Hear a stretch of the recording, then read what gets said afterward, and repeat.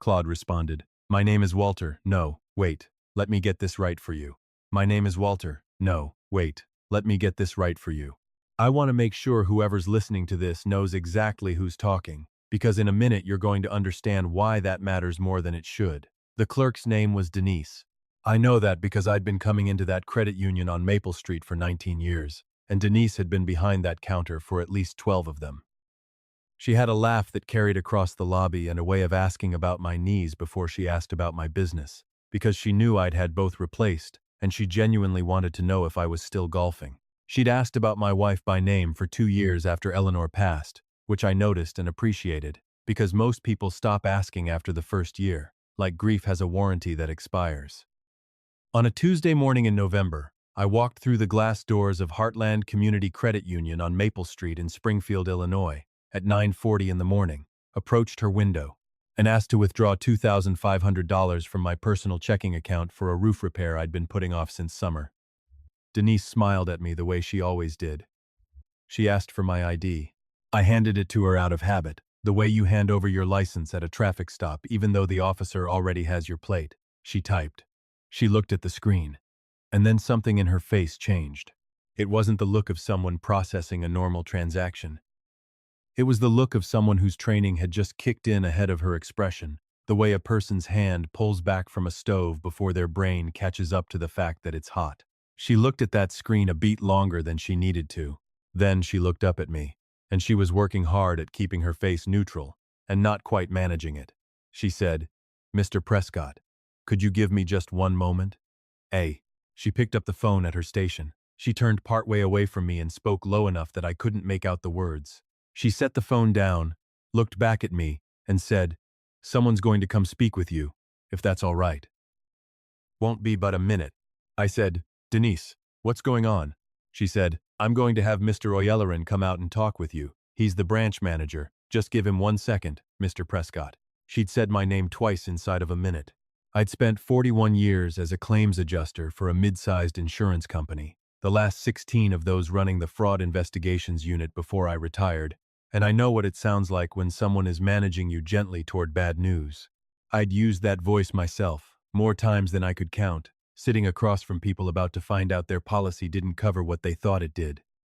I stepped to the side of the counter and waited, and the lobby went on being an ordinary Tuesday morning around me, a young mother filling out a deposit slip at the counter behind me, an older man at the ATM in the vestibule arguing quietly with the machine, the low hum of a place where nothing is supposed to happen. About a minute later, a door off to the left opened, and a man in his 30s in a gray suit walked toward me with the specific rehearsed calm of someone who has been told exactly how to approach a specific customer. He put his hand out. He said, "Mr. Prescott, I'm Toby Oyelleran, branch manager. Would you mind stepping back to my office?" I said I wouldn't mind at all, and I followed him down a short hallway to an office with a window overlooking the parking lot and a desk with 2 monitors and a chair positioned across from it for exactly this kind of conversation. He shut the door. He sat down. He turned one of the monitors toward me slowly, the way a man turns something toward you when he's already decided how he's going to say what comes next. He said, "Mr. Prescott, before I tell you what's going on, I need to show you something. At 7:52 this morning, someone came into this branch and withdrew the full available balance from your personal checking account. That withdrawal was for $31,180. He let that number sit in the room for a second. He said, "It was accompanied by a signed withdrawal authorization that appeared to carry your signature. Our system flagged it about 20 minutes after it went through, which is part of why I want you to see the security footage from this morning." He clicked his mouse. The screen showed a camera feed from above the teller windows, time-stamped 7 hours, 52 minutes, and 14 seconds. The picture was sharper than I expected, because this branch had been renovated the year before with new equipment. The person at the window was a man. Broad-shouldered, wearing a navy jacket I recognized before I let myself recognize it, because some part of me had already known and had been waiting for the rest of me to catch up. It was my son-in-law. I looked at that screen for a long time. Toby didn't say anything. He let the silence sit there, which I respected, because most people can't stand silence and fill it with something useless. I said, very quietly, "That's my son-in-law, Marcus Feld." He said, "Yes, sir. That matches the name on the authorization slip, given the account details we had on file." I said, "He is not authorized on that account. Never has been." He said, "No, sir. The account's in your name only. We believe the signature is forged. We've placed a fraud hold on the transaction, which means the funds haven't fully cleared the system yet. They're frozen for now." Ray. Frozen. I sat with that word, the way you sit, with a diagnosis, letting it settle into the places it was going to live for a while. I said, "Toby, I appreciate how you've handled this. I need to ask you something. Is the money still recoverable?" He said, "The cash was dispersed at the window, Mr. Prescott, but our hold means it can't be moved further by whoever has it right now. It's frozen, pending the fraud investigation. If you file a police report today, and I'd strongly encourage that, we can start the formal recovery." I said, "I'll need copies of everything, the transaction record, the authorization slip, a still from the camera." He said, "We can have that ready within the hour."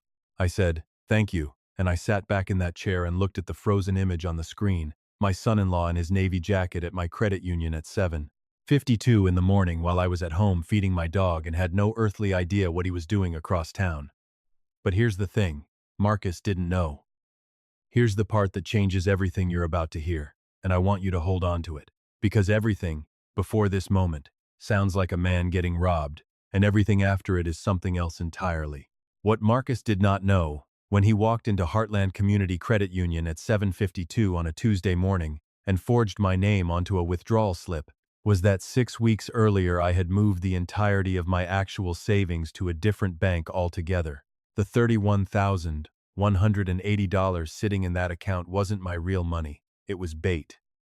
It was the specific number I had calculated I could afford to lose if it came to that, left exactly where I knew he'd find it, because I had known for 6 weeks that he was going to try. I'd spent those 6 weeks getting ready. My name is Walter Prescott. I'm 68 years old.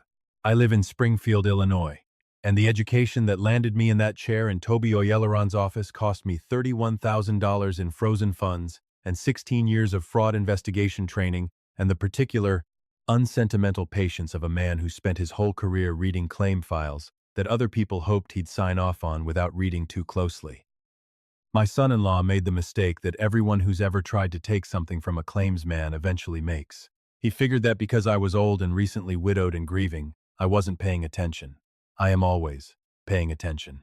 That's the job. That was always the job. End quote. End quote. I spent 41 years working in insurance claims.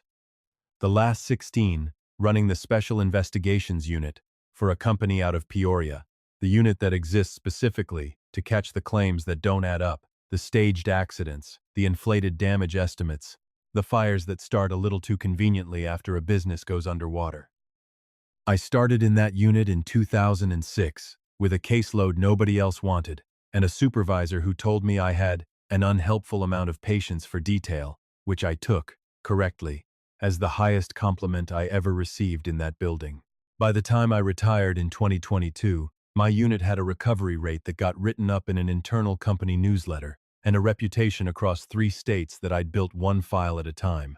One liar who thought he was smarter than the paperwork at a time. Numbers and dates don't lie, and neither does a timeline once you've laid it out correctly. That's the whole practice. That's the whole comfort of it, if I'm honest, because I grew up in a house in downstate Illinois where a lot of things got said that didn't match what was actually happening, and I went looking, without fully admitting it to myself for a long time, for a kind of work where you could hold 2 stories up next to each other and see, in black and white, which one was true.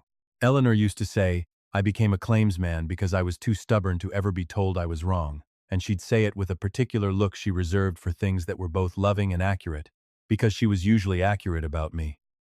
Eleanor Prescott, born Eleanor Whitfield in Danville, Illinois, was the most decent person I ever knew, and I don't mean decent in the soft way people mean it. I mean, it was load-bearing. 1, 1, 1. She taught 4th grade for 31 years at the same elementary school 2 miles from our house, and she brought to that classroom the same thing she brought to everything, which was a stubborn, functional belief that a person was worth more than the worst thing they'd done, and that it was worth acting on that belief even when a kid had given her every reason not to. She kept bees in the side yard, 4 hives she'd built up over a decade, and she had a logbook for each one: temperament, honey yield, which queen was slowing down, when to expect a swarm. I never fully understood how she read those hives the way she did. She just did. I found those logbooks in the garage 8 months after she died and stood there holding them for longer than I want to describe, because that part is mine, and it wouldn't serve what I'm telling you now. Eleanor died of a stroke in March of last year. 66 years old. No warning anybody could point to afterward, healthy on a Wednesday and gone by Thursday morning, which is its own particular kind of loss, because it doesn't give you any of the runway that other kinds of loss give you. I'm not going to describe what those first months were like. What matters for this story is that Eleanor died in March, and by May 2 months later my daughter's husband had started asking me, gently, 3 separate times, about what my plans were for the house and the accounts. I have 2 children. My daughter Renee lives 40 minutes away in Decatur with Marcus and their 2 boys. My son Peter is 36, lives in Chicago, works as a paramedic, calls me every Sunday night without fail, and drove down to Springfield 4 times in the 6 months after his mother died without me having to ask him once. He never once brought up money. He did, twice, in the year before Eleanor passed, tell me quietly that he didn't fully trust Marcus and that I should keep my eyes open. I'd heard him. I hadn't moved fast enough on what I'd heard, because he's my son-in-law, and because Renee loved him, and because Eleanor had always said Renee's judgment about people was better than mine, and I deferred to that for 20 years out of habit. Marcus was 44, worked in commercial real estate financing out of an office on the east side of Decatur, and had the specific manner of a man who calculates exactly how much warmth a room requires and dispenses precisely that much, and not a cent more. He remembered which ball game I'd mentioned watching. He asked the right question at Thanksgiving. In 15 years of being married to my daughter, he had never once said a single unrehearsed thing in front of me. Renee was my daughter, and I loved her the way you love a child, who has made choices you wouldn't have made, and ended up, partly because of those choices, harder to be around than you'd hoped. She was smart, capable, and had spent the last decade letting Marcus make most of the decisions in that marriage that mattered, including, it turned out, decisions about her own father. Eleanor was gone, and within 2 months, Marcus had started asking about the estate. The questions came dressed correctly. He mentioned a coworker whose father-in-law had died without updating a beneficiary form, and the mess that followed. He mentioned that he'd handled estate-adjacent financing enough at work that he could look over anything I had, just to help. He mentioned once, almost in passing, that the house on Willow Court was probably worth considerably more now than when Eleanor and I bought it, and that it might be smart to understand the tax picture before anything got decided. The house on Willow Court. The tax picture. I wrote every one of those conversations down in a notebook I've kept for work purposes for 30 years. Dated and summarized, because writing things down isn't a choice for a man who spent his career building timelines. It's the job, whether you're on the clock or not. By that July, Marcus was asking about my online banking. He said he was worried about me managing it alone at my age, especially so soon after Eleanor. He said he'd set up autopay for his own mother and it had simplified everything for her. He offered to help me set mine up if I'd just give him my login so he could configure it properly. I told him I'd been banking online without help for 11 years and felt confident I could keep managing. He said he only wanted to help. I said I appreciated that. I wrote the conversation down. In September, I came home from the hardware store to find Marcus in my den. He had a reason Renee had asked him to grab a photo album from a box of Eleanor's things he thought might be in there. That much was plausible. There were boxes in that den. But when I walked in, he was at my desk, not at the boxes, and he closed my laptop a half-second before I'd have seen the screen clearly enough to say for certain what was on it. I didn't say anything that day. I wrote it down after he left. I spent the following week going through my own accounts with the same discipline I'd applied to other people's claims for 4 decades. Every login, every statement, every access record. I found 2 things. The first was that my checking account had been logged into from an IP address that traced back to Decatur at 3:14 in the morning on a night in August. 4 minutes of activity. No transactions made, but somebody had gotten in. Somebody with my credentials. Somebody in Decatur. The second thing was an inquiry on my credit report. I hadn't made a pre-approval request for a home equity line against the Willow Court property, submitted online in my name in July. It hadn't gone anywhere, because I'd had a credit freeze in place for years as a matter of professional habit, the same habit I'd spent a career recommending to strangers. but the inquiry was there. July. The same month Marcus had first asked about my online banking. I sat at my desk a long time with those two findings in front of me. I know what a finding looks like. I know what it means when the pattern in front of you stops matching the story you've been telling yourself out of loyalty. I'd been filing this pattern for months, in the place you put things you're not ready to name yet. I was ready. The next morning, I called an attorney named Priya Chandrasekharan, 54 years old, an elder law and estate litigation attorney with an office above a dry cleaner on South 6th Street, which I mention because the space above and below a law office tells you something true about what kind of practice it is, and hers was not fancy. It was careful. I've always trusted careful over fancy. A former colleague from the claims unit had sent two people her way over the years and described her the way one professional describes another they respect. Thorough. Allergic to surprises. I walked into her office on a Monday morning with my notebook, a printed summary of what I'd found, and a copy of my existing will, drafted in 2018 and untouched since Eleanor died. Priya went through all of it without a single reaction on her face, the way the good ones do, and when she finished, she set it down and looked at me. She said, "Mr. Prescott, I want to ask you something directly. Based on what you've documented here, do you believe your son-in-law is actively working toward taking control of your estate?" I said, "I believe he already started." I told her the account access and the credit inquiry weren't coincidence. They were reconnaissance. She said, "And your daughter?" One. I said, "I don't believe Renee knows the extent of it. I believe she trusts him more than the facts support, and I intend to be careful with her feelings even while I protect myself from his." She said, "What outcome do you want?" I said, "I want my estate to go where I decide it goes. I want Marcus to understand that I saw exactly what he was doing before he got far enough to do real damage. And I want a record because that's the only thing that's ever mattered in my line of work, the record, not the story people tell about the record." She looked at me a moment and said, "Those are all achievable. Let's build it." Over the following 6 weeks, with the same speed and precision I'd applied to closing out claim files my whole career, I did the following. I dissolved the joint estate paperwork that still listed Eleanor as a co-signer on 2 accounts. I set up a revocable living trust, the Prescott Family Trust, naming Peter as successor trustee and sole beneficiary of the residential property. I moved the house on Willow Court into that trust. I opened a new primary account at a bank across town, First Prairie Savings, entirely separate from Heartland, and moved the bulk of my actual money there. I left my Heartland checking account open. I left $31,180 sitting in it, an amount that looked exactly like ordinary funds a retired man might keep on hand, because I understood, the way I'd understood 100 fraudulent claims before this one, that Marcus had my login and had been watching that balance. Close the account and he'd know something had shifted, and he'd change his plan. Leave it open and looking untouched, and he'd see exactly what he wanted to see. I also called Heartland directly and asked for whoever handled fraud prevention.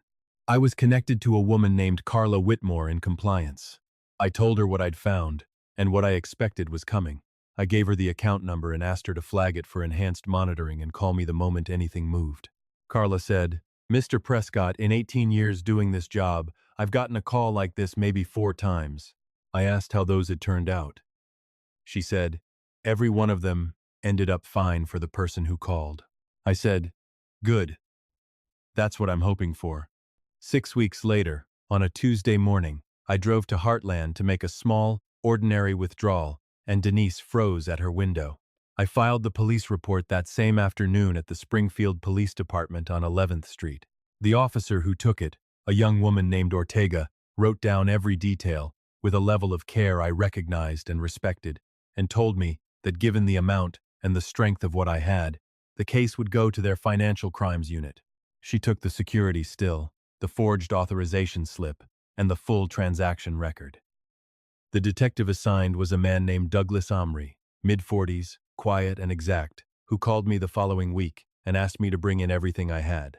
I brought the notebook, 11 months of dated entries, the account access logs showing the August login from Decatur, the credit report with the July inquiry, the summary of my 6 weeks restructuring the estate before the withdrawal, and one more thing I'd built over a weekend. A full timeline of every financial and estate-related conversation I'd had with Marcus over the prior year, dated, summarized, cross-referenced against my personal calendar. Detective Omri looked at that timeline for a long time. He said, Mr. Prescott, you built this yourself. I said, 16 years running an SIU. Building a timeline isn't something I do when I need one. It's something I do, as a matter of course.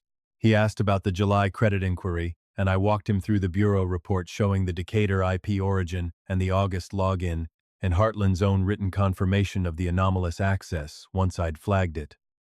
He sat quiet a moment, then said, with the footage, the forged signature, the credit inquiry, and your own documentation, you've built about as complete a record as I've seen walk through that door.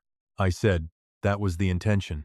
He asked me why I hadn't come to the police back in September, the first time I found the account access. I said, in September, I had an anomaly. A login from the wrong city at the wrong hour. An anomaly isn't a case. A case is what I had once I had the footage, the signature, and the whole shape of it laid out end to end. I needed the full picture before I moved. He said, and now you have it. I said, now I do.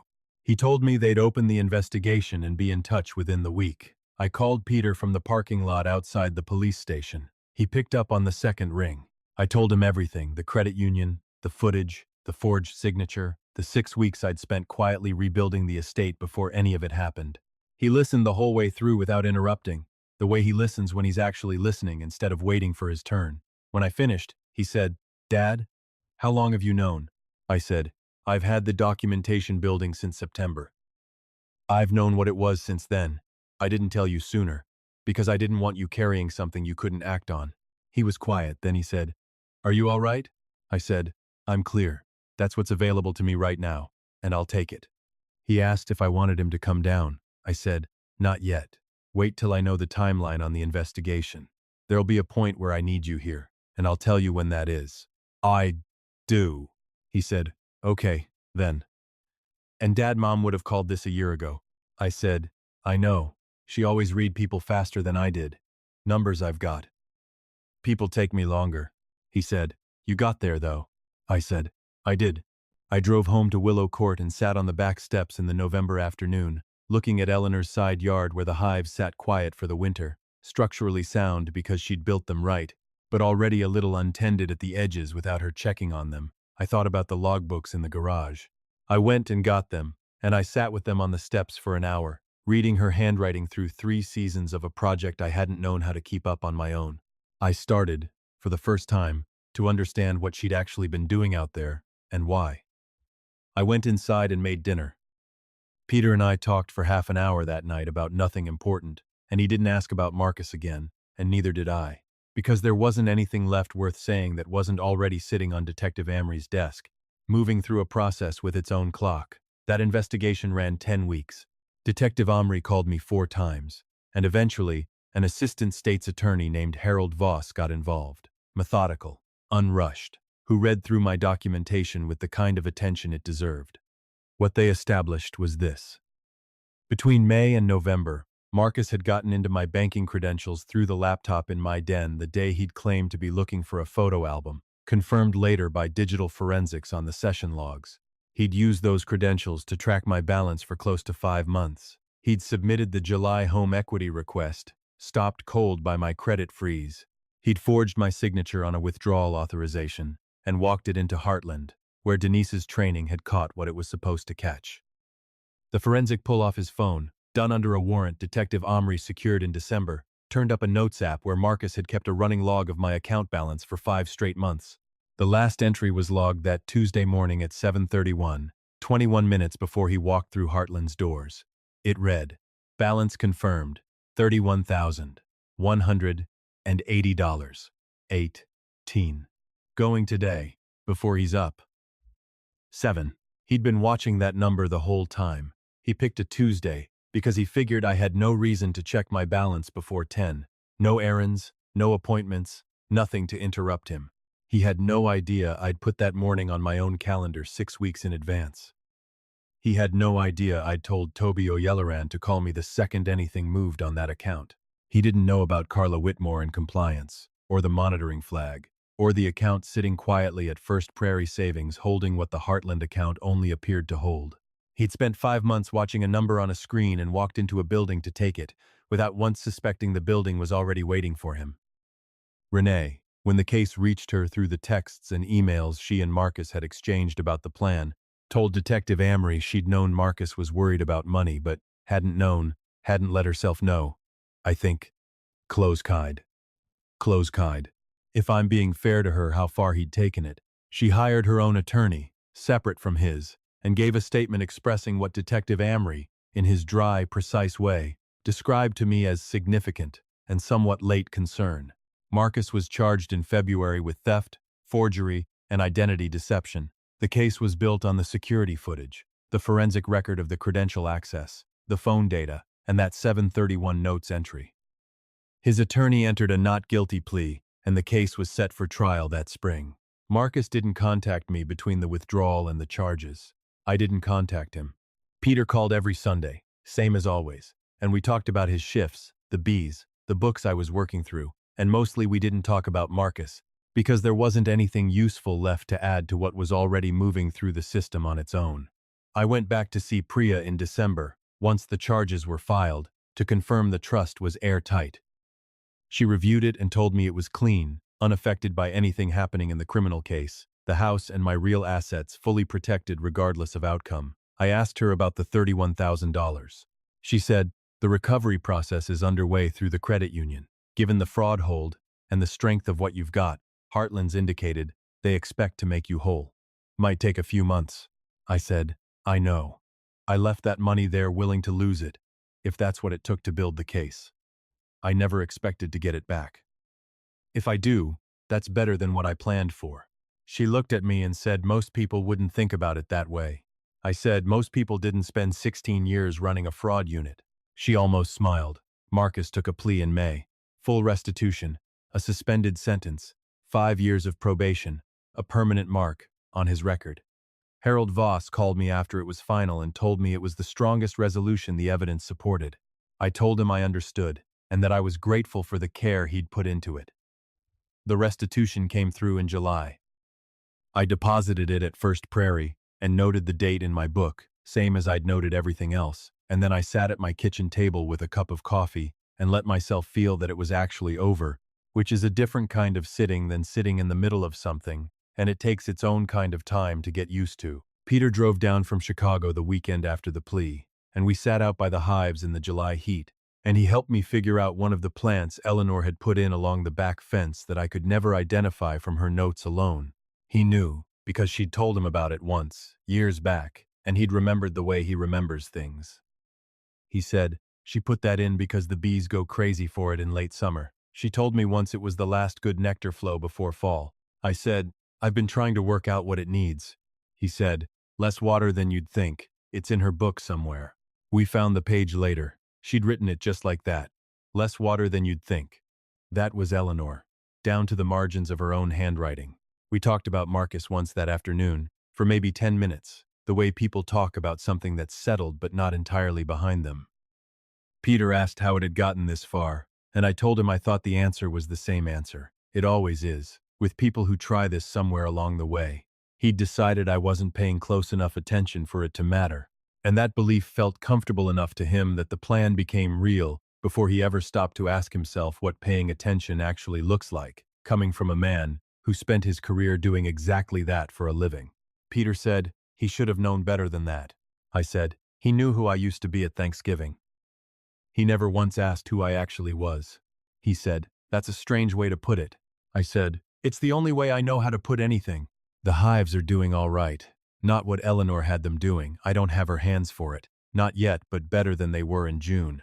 I've been working through her logbooks page by page, learning slowly what she already knew without having to think about it.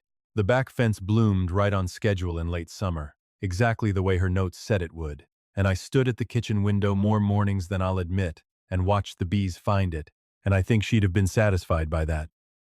Not surprised. Just quietly satisfied, the way she was about anything she'd planned out carefully and watched go the way she intended. She built that garden for later, not for the season she was standing in. I built my case the same way, not for the morning I needed it, but for every morning after, when having it down in writing would decide what was possible and what wasn't. 41 years of habit, put to the one use I never wanted to need it for. The record was the record, and for once in my life, I was glad it was mine. Claude responded, "Attention, my friend, isn't loud. It doesn't announce itself. It just quietly notices, records, and waits." Attention, my friend, isn't loud. It doesn't announce itself. It just quietly notices, records, and waits. Walter didn't win because he was angry. He won because he kept paying attention even in his grief, and he still left room for love at the end, tending a garden that wasn't his to begin with. Maybe that's the real inheritance. Watch closely, act calmly, and let tenderness outlast betrayal. Thanks for watching. A small note for you. This story was written and fictionalized by AI for entertainment purposes, while hoping to share a small, positive life lesson along the way.